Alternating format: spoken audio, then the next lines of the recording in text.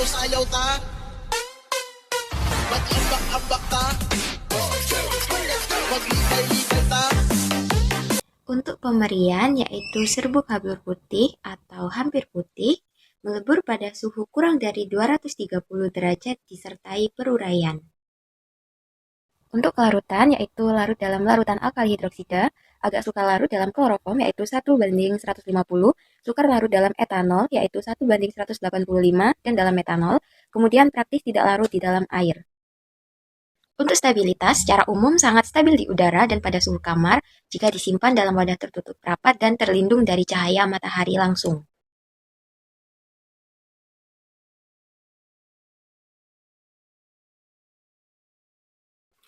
Untuk gugus fungsi yang termasuk auxokrom dan kromofor yaitu untuk kromofor sendiri yaitu terdapat pada gugus asam karboksilat ikatan CO dan 2 cincin benzena. Kemudian untuk auxokromnya yaitu terdapat pada gugus asam karboksilat ikatan OH dan gugus amina sekunder atau ikatan NH. Terdapat skema alur analisis kualitatif untuk asam mefenamat. Yang pertama yaitu spot test. Spot test dilakukan dengan tujuan untuk deteksi cepat, murah, dan sederhana. Dilakukan dengan metode uji kimia basah, bisa dengan reaksi warna. Jika hasil positif, maka bisa lanjut ke tahap identifikasi instrumen untuk konfirmasi. Selanjutnya yaitu identifikasi konvensional. Ada dua, yaitu metode spektroskopi dan metode kromatografi. Yang pertama, metode spektroskopi ada UV-Vis, yaitu metode konfirmasi spesifik berdasarkan pola serapan, kromofor, dan pengaruh auxokrom. Kemudian yang kedua ada FTIR, yaitu mengonfirmasi detail struktur molekul melalui identifikasi gugus fungsi sebagai sidik jari molekul. Kemudian yang kedua ada metode kromatografi, yaitu ada KLT, identifikasi berdasarkan nilai RF, kedua GC, identifikasi berdasarkan nilai volatilitas atau nilai indeks retensi. Yang ketiga ada HPLC, yaitu identifikasi presisi tinggi menggunakan waktu retensi atau nilai kapasitas dalam sistem fase gerak atau diam.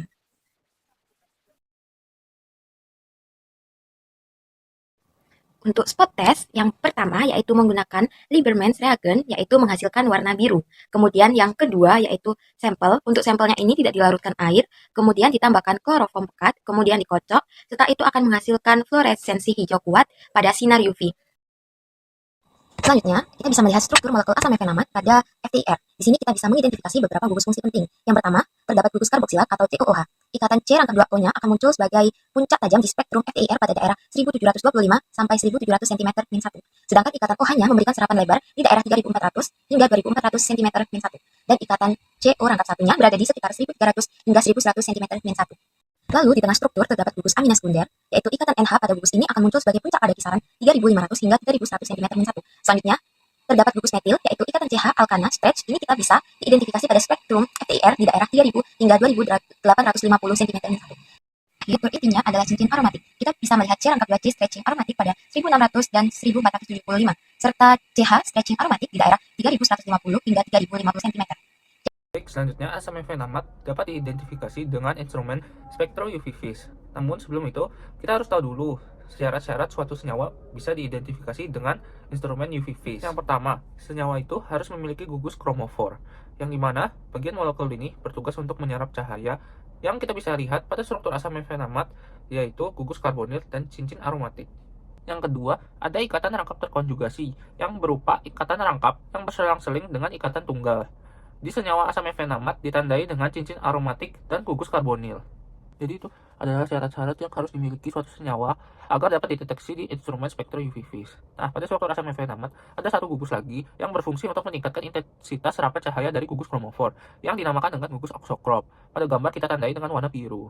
Nah, contohnya itu seperti gugus fungsi OH dan NH yang memiliki pasangan elektron bebas. Kemudian kita beralih ke hasil pengamatan instrumen terhadap senyawa asam mefenamat. Nah, di sini dia menggunakan dua pelarut. Yang satu menggunakan pelarut asam berupa metanol asam dan yang satu menggunakan pelarut basa berupa aqueous alkali. Yang dimana dari dua pelarut ini menghasilkan lambda max dan penyerapan atau absorbansi yang berbeda. Lambda max adalah panjang gelombang di mana absorbansi mencapai titik tertinggi. Berdasarkan data, asam mefenamat memiliki puncak serapan yang berbeda tergantung jenis pelarutnya. Dalam pelarut metanol asam, kita mendapatkan lambda max pada 279 nanometer dengan nilai absorbansi 357. Sedangkan dalam larutan alkali, terjadi pergeseran lambda max menjadi 285 nanometer dengan nilai absorbansi 420. Dari hasil pengamatan yang kita lihat, bahwa ada pergeseran posisi lambda max dari 279 nanometer ke 285 nanometer saat berpindah ke pelarut alkali. Ini disebut dengan pergeseran batokromik. Pergeseran batokromik terjadi karena adanya perubahan pH yang mempengaruhi tingkat ionisasi gugus aksokrom yang kemudian meningkatkan delokalisasi elektron pada sistem kromofor, sehingga menyebabkan serapan cahaya bergeser ke panjang gelombang yang lebih besar. Selain spektroskopi, kita menggunakan metode kromatografi untuk mengonfirmasi identitas asam efenamat melalui parameter retensi yang khas sebagai sidik jari molekul. Asam efenamat dapat dideteksi dengan metode ini karena dia memiliki gugus fungsi polar berupa COOH dan NH yang berinteraksi kuat dengan fase diam, serta dia memiliki gugus kromofor berupa cincin aromatik yang memungkinkan noda divisualisasikan dengan mudah di bawah sinar UV maupun melalui reaksi kimia spesifik, seperti larutan asam kromat yang menghasilkan warna hijau pada sistem TAL. Perbedaan nilai RF pada setiap sistem pelarut mencerminkan karakteristik unik interaksi antara struktur kimia asam efenamat dengan sistem yang digunakan, menjadikannya metode yang efektif dan praktis untuk konfirmasi identitas senyawa. Nama saya Kristania Baginda, NRP 1101222316. Saya dari kelompok 6 KPH. Di sini saya akan menjelaskan mengenai HPLC dan GC atau yang kita ketahui bersama kromatografi cair kinerja tinggi dan gas kromatografi. Saya akan mulai dari GC dulu.